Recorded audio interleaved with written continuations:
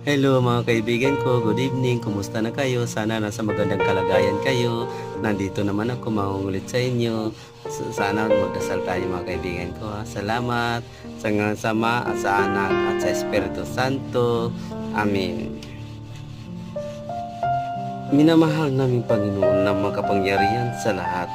Kami po ay dumudulog ngayon sa inyong harapan upang taos-pusong nagpapasalamat sa napakagandang gabi na ito sa mga bagay at biyayang aming natamo, espiritual at material.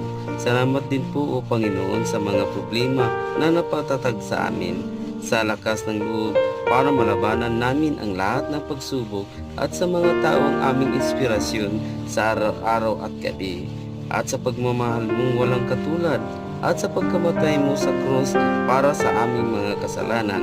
Lahat ng mga yan at marami pang buong buhay naming utang